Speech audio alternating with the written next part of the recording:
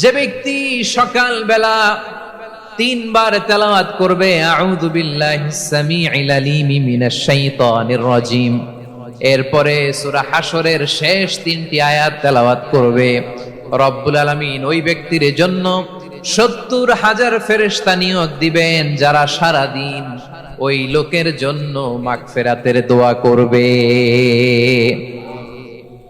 শুধু এখানেই শেষ নয়, বিশ্বনবী ফরমান ওয়া ইন মাতা ফি যালিকাল ইয়াউমি মাতা শাহীদান, ওই দিন যদি ওই ব্যক্তিটা ইন্তেকাল করে সে শহীদ হয়ে কিয়ামতের দিন আল্লাহর সামনে দাঁড়াবে।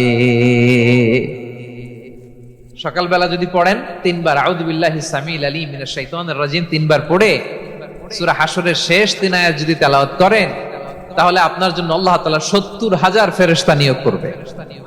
সারা দিন তারা আপনার জন্য মাগফিরাতের দোয়া করবে, আর ওই দিন ইন্তেকাল করলে আল্লাহ তাআলা শহীদ হিসেবে আপনাকে কিয়ামতের দিন দাঁড় করাবেন।